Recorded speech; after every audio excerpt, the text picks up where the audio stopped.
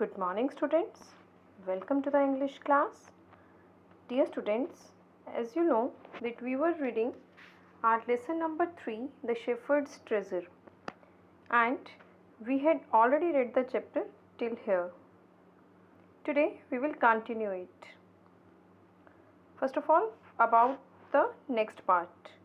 The new governor was called to the palace. He was ordered to explain why he always carried an iron chest. The chest contained no gold or silver. इससे previous की story जो है बेटा कल हमने की थी, अगर आपको वो रिकॉल करनी है तो आप इससे प्रीवियस वीडियो जो है वो देख सकते हो. Now chapter. At first, the king did not pay attention to these reports. But how long could he ignore these governors and their endless stories about the shepherd? One thing was certain, the king discovered. The new governor did carry an iron chest with him all the time. So, one day the new governor was summoned to the palace. He came riding on his camel, and to everyone's delight, the famous iron chest was there, fastened securely behind him on the camel's back. Now the king was angry.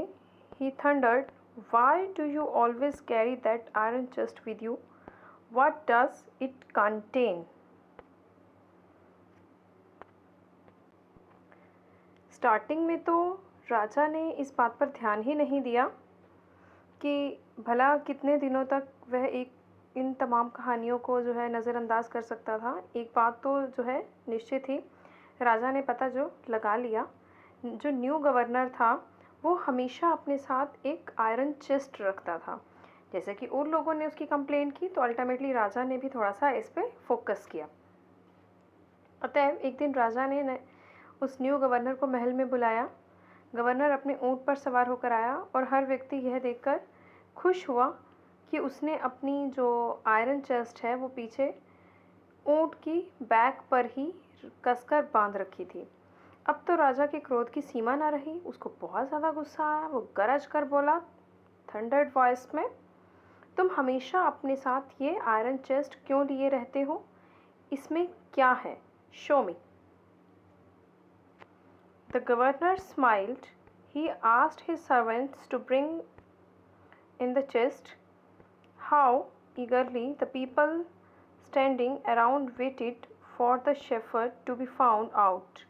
But how great was their astonishment, and even of the king himself, when the chest was opened. No gold or silver or jewels, but an old blanket was all that came out.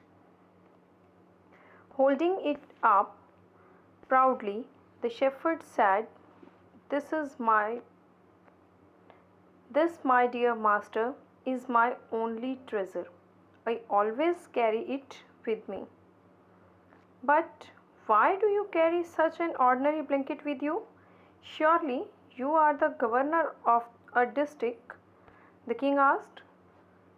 To which the shepherd replied with quiet dignity, "This blanket is my oldest friend.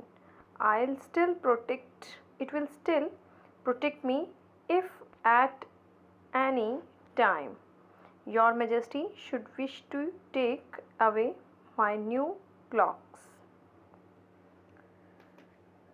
How pleased the king was, and how embarrassed the jealous governors became to hear the wise man's reply.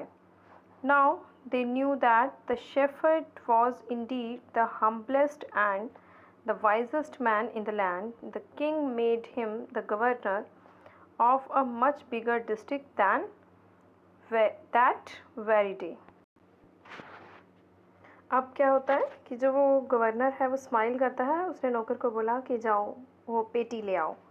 बड़ी उत्सुकता से आसपास खड़े लोग उस गडरिये की चोरी की पकड़ी जाने की प्रतीक्षा कर रहे थे, पर उनको हैरानी की सीमा ही ना रही और राजा स्वयं भी बहुत हैरान रह गया जब वो पेटी खोली गई.